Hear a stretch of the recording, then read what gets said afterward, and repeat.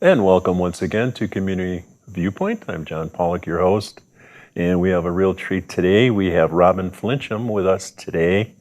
I'll give the titles that I have for you: freelance writer, author, volunteer, and you are here today to ask us if there's anyone out there that may want to be a fire chief for the Southern Inyo Fire Protection District. We'll put the emblem up there in just a second. There you go. So, Robin, you are on the board for the fire district? Yes, I'm on the board of directors of the Southern Inyo Fire Protection District, where as a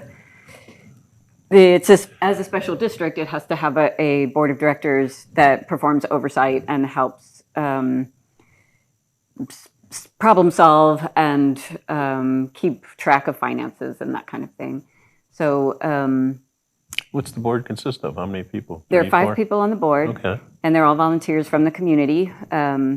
We have most of the members are from Tacopa, and then we always hope to have at least one member from Charleston View, because that's the other largest center of population that we serve.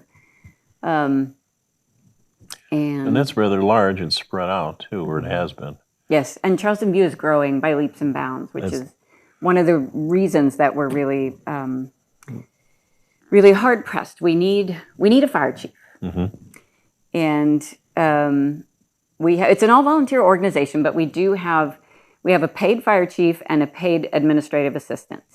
I will straight up say they're poorly paid for part-time hours. Because the district is funded by a special tax that was enacted, let's see. Early 2000s? Yeah, it was very early 2000s. And when it was enacted, they did not roll a cost of living increase into the tax. Oh, so the tax has remained the same all this time. And in the interim, the several conservation agencies have taken some privately held land out of use and put it into protected status, which means that we lose a good bit of tax base from that also. So our tax revenue has decreased in terms of there is less property that's being taxed, and also it has not gone up with a cost of living increase. So we're working with less money than we had nearly 20 years ago to try to do more than we were ever dreamed we'd be responsible for 20 years ago. But what would happen if you didn't have what you have?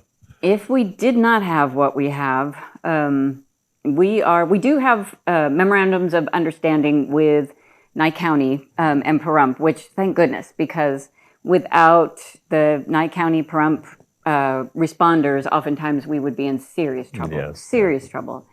They have saved our bacon more times than I can count, and we are so grateful for that. But meanwhile, what we have is a very small crew, incredibly small, and a decrepit fleet of vehicles. Yeah. Which the last time we got a brand new vehicle was we got a FEMA grant about 15 years ago. No, I think it was about 17 years ago for a water tender. And that is still the newest vehicle in the fleet. And without SISPD, what would happen is that when there is an accident on the highway at night in our area, we have over 1,200 square miles of area that we cover. Right. That would rely on a response that would have to come out of Pahrump. And sometimes now that still happens because there are times when we just don't have volunteers. We don't have volunteers to send out. Right now we have gotten a grant to send several people to Unitech, which is essentially an EMT training boot camp. Okay. You go for 2 weeks and you do an intensive training in a 2-week window of time. So we can restaff the ambulance, because the other thing that happens is our population tends to be older. Our crew, the median age of our crew is usually a good 20 years above, like what the median age would be in any other place. Like in Pahrump, you have all these young people who, are clearly healthy and strong, and then you and then you have our crew, which our most of our people are well over 50, and those are the young ones. Yes. So we had, up until recently, we had Dr. Judy Palmer. That's right. Yeah, and she has retired from the crew because she is not able to be in town that much. But Right, and she could run circles around most people. yes, yes, and she is, I believe she is just about 80, maybe in her early 80s. Yeah. Yes. And you'd never know it, but No, not at all. But yeah, she was. I mean, she's small, so like they would send her in through the window in a in a tight space in a crash or whatever. So we have this small, very small crew and decrepit equipment, but we have been able to get to fires to knock them down enough. Usually, like a wildland fire, our crew is enough to suppress until backup arrives. Okay. But it makes a big difference. As you know, there was a lightning strike out near the borehole this was over a year ago, 2 years ago. And it just rips up the side of the brushy, because it was dry season. And our vehicle was able to get out there and get started. And we ended up, of course, having to call in BLM and crews come over from Nye County. But basically, our job is to get there first and to do whatever we can to, establish a perimeter, to knock it down as much as we can. And there have been residential fires that we've been able to get to and knock down without even having to call in backup, which makes a huge difference, especially because there are so many mobile homes in Tacopa, old mobile homes. Very old, yes. Yeah, it's like, kindling. It just goes up just like that. And to reach accidents and people who are lost, we do not have a search and rescue per se. But we have volunteers who are trained in search and rescue. And that's one of the things we are looking for in a new chief, is someone who is excited about building something. We have an ATV. It's it's old. It belonged to my husband, and he was out riding with some friends, and one of them got hurt. This was like his second or third time of riding it. One of his friends got hurt. He parked it in the garage, never rode it again. And so it needs a tune-up. But we have vehicles too. We have things. We have and we have knowledge, but we need someone to organize that. And the other challenge is that out in Charleston View, for a long time, it was just sort of considered this settlement of people who wanted to be off-grid and wanted to be left alone. And there weren't that many families out there. But that has really changed. It's changed, definitely, yes. Charleston View is growing. One of the biggest developments out there is the marijuana grows. And that is big business, and families are moving in. We had a meeting out in the Charleston View community. The fire district came out to hear people's concerns. And several people with children came. And I can't tell you, we've talked for years and years about building a substation in Charleston View. Right. Because it's far. It's a half an hour from Tacopa. Or depending on how you drive, And it's always been sort of back burner because there weren't that many people, and it is difficult enough just to chug along doing what we're doing in Tacopa. But I'm sitting there looking at those children, and I'm thinking, this is not something that can wait. This can't wait anymore. It cannot wait anymore. And not only that, but there are business owners, property owners who are active in Charleston View now, rather than absentee owners who were just sending in a tax and didn't really care what they got or didn't get for it. But we have business owners who are also interested in putting up money. They've said, we will donate, we will contribute, we'll be part of it. We want this. But as we discovered at that meeting, basically, our interim chief, Chief McBrawn, is fantastic. And he's been a firefighter for years. I think he and Larry Levy are the longest serving firefighters in our community. And Danny, like you put him in front of a towering inferno or a wall of flame coming across the Amargosa Canyon, and he won't flinch.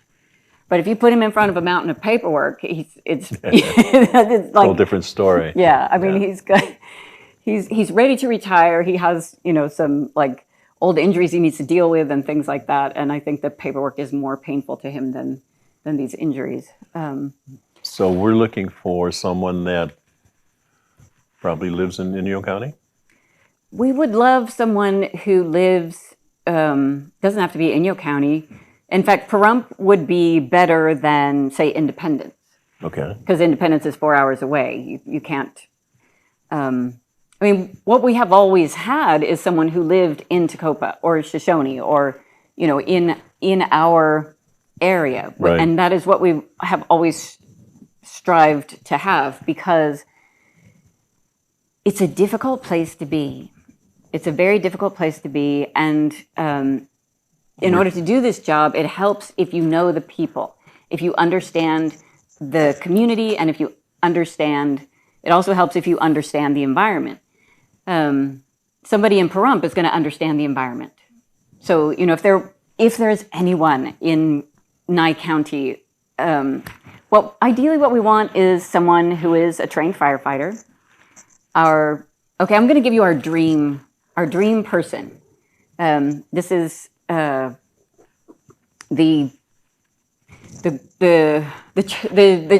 golden hero would be someone who is an experienced firefighter, who's maybe actually had experience running a fire station, who's also an EMT, a trained EMT, or willing to become recertified as an EMT, who has experience in administration, understands the business of running a fire district, and who is a self-starter, who can oversee projects like putting together the firehouse in Charleston View and finishing up a fire station project that we have in Tacoma. That's what we need. So what we're doing right now, we're just about out of time for this segment. It looks like we're going to have to come back for another segment. So thank you for watching, and we're out of time right now.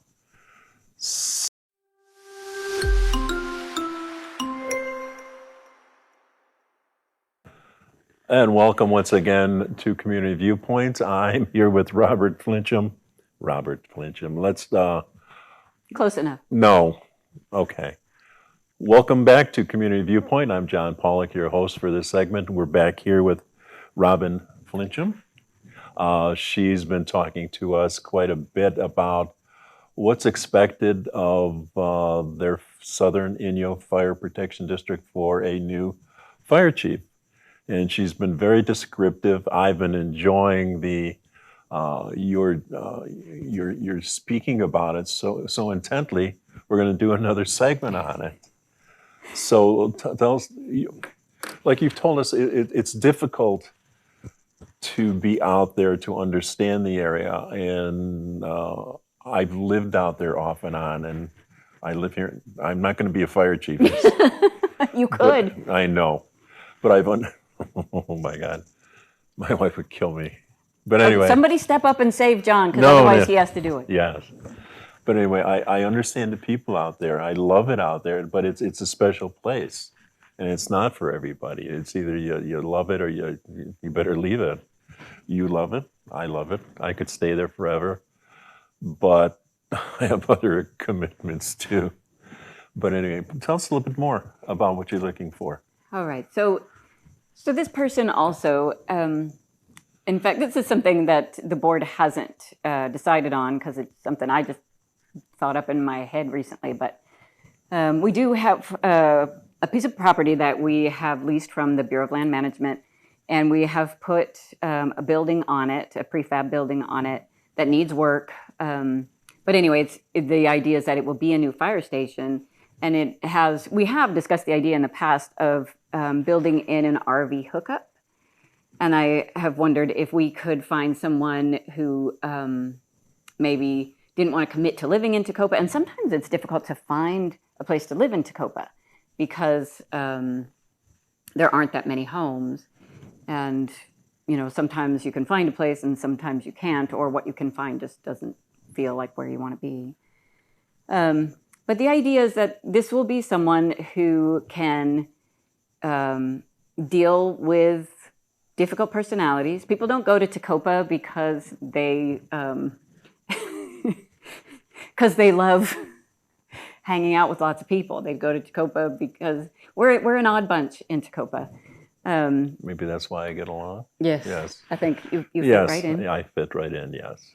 There are a lot of personalities, but we need someone who can be focused on the job, who can inspire the trainees, who can help work through anything that comes up and keep people motivated and working together. In part, that's part of my job. And any candidate that we have will have the full support of the board of directors. And we have a very small and a very loyal crew. The crew that we do have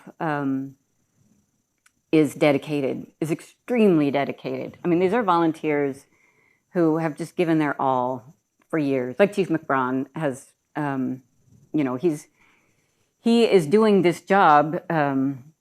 He's been doing it for 2 years because about 2 years ago, he was asked if he could be interim chief for a couple of months. And he foolishly said yes. And he needs to retire. He's ready to retire. But he will continue as a firefighter. Thank goodness, because he's an amazing member of the team. And we have retired Chief Levy, who knows everything about everything. Yes. And you can call him and say, Larry, what did we do with this 10 years ago? Where did and he will know, or he will find out. Or he'll share it with you too. Yeah. Yeah. Which is good about him. And we've had one of our chief who retired 2 years ago, Carl Dennett, received the Meritorious Service Award from the state of California. That's right. For the work that he did with SIFPD. So I can promise that whoever we find will get a lot of complaints, will not always get the gratitude that they deserve in the moment, but larger recognition will happen. The board will work as hard as humanly possible to find greater recognition for the work that we do, because it is an underserved community. It's out in the middle of nowhere. It's a rural frontier. Frontier is the word. Yeah. It's described as frontier fire district. Funding is hard to get, so we also hope for someone who knows how to do that. Grant writing, and we have had our chiefs in the past have been able to do that. Like Carl, it wasn't something that he started out with the knowledge about how to do, but he also was married to a brilliant researcher who knew how to do that. And we got 2 for 1 on that deal, and it was probably the best deal our district ever had. And so what we need is someone who is looking to make a difference in the world, who is willing to take a small pay, work in difficult conditions, and be a part of something. If and when you walk away from this, you will know you have done something. You won't wonder, could I have made a difference in the world or whatever. Your description is fantastic, but you're a very good author too, and I'm soaking it up too. But I have to remember that you are a good author. Yes. But I have felt everything that you've said, being out there too. It's a special place. It is a frontier, but it makes you feel like the frontiersman. Yeah. And it's a whole different lifestyle, if you can take it. Some people come from the Midwest, come out here, and it's more than they can take. I happen to be taken by it, and I enjoy it. That's why I go to the little church out there in Shoshone, and it's more than the religion. There's spiritual, the spiritual part of it.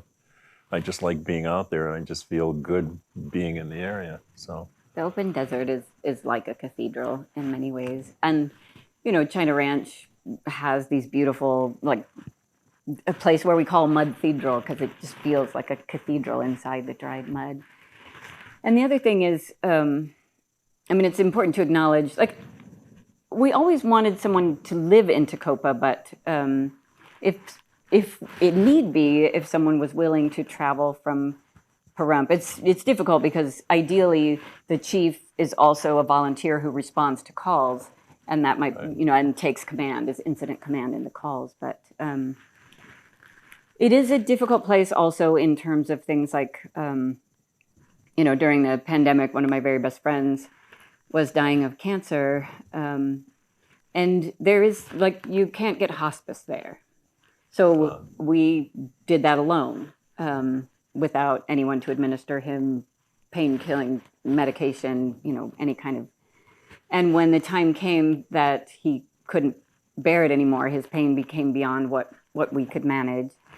All of the volunteers showed up that morning because he had been a firefighter, and he was on the board of directors with me for many years. That's how we became friends.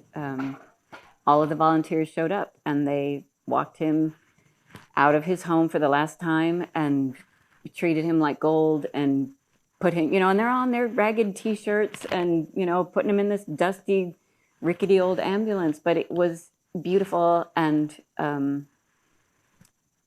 honorific. It honored him, and those are the people that you would work with.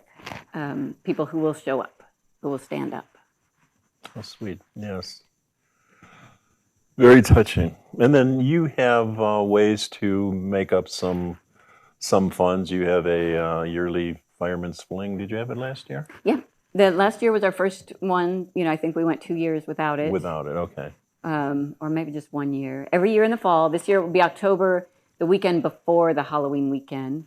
We have a big event where we do a flea market and we have live bands, and sometimes we have food and sometimes not. It really depends on the configuration and what people are doing. We have craft booths and demonstrations and an auction, and we sell T-shirts. This is one of them. This is the special pink edition. And where do you get those? Do you have a website, your Facebook page, or no? Last year we pretty much sold out. Okay. It's the first time ever. So you have to come to the fundraiser, or you can go to the store in Shoshone. Susan carries them in. If you go to Shoshone to buy Charles Brown store? Yeah. Okay. You go to buy lottery tickets in Shoshone or whatever, they have SFPD T-shirts, and they have this really nifty logo on the back. I don't know if you can see that. It's part of it. Yeah. Anyway, you probably can't see it, but does it feel good? yeah. But I'm all limbered up now. It's a coiled snake. It's a pretty cool logo.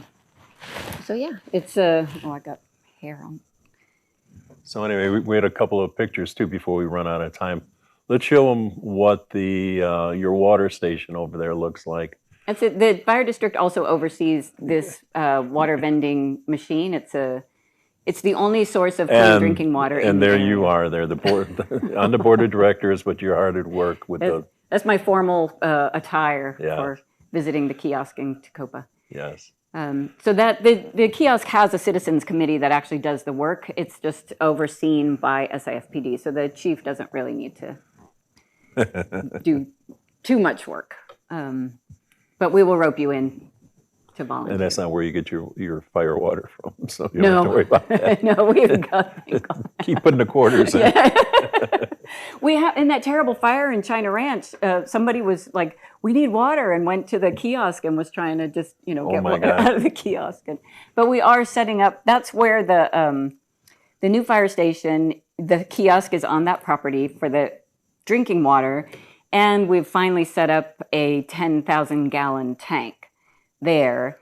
And, one of the projects is updating the map of water supply in the area. We have like Chief McBrawn knows where to go, retired Chief Levy knows exactly where to go, but what we want is a map that designates that is updated every year depending on, if down at the hot springs, they are allowing us to pump out of a pool or whatever, we need to know if that's still available and that kind of thing. So if somebody wants to find out how to be a fire chief, who do they call? 760-852-4130, Southern Inyo Fire Protection District. Come on, call. Yeah, and call Robin, and she'll tell you all about it and make you want to be the fire We need chief. you. Yes, we love you. We love you. Thank you so much. Thank you. And we'll see you again next week.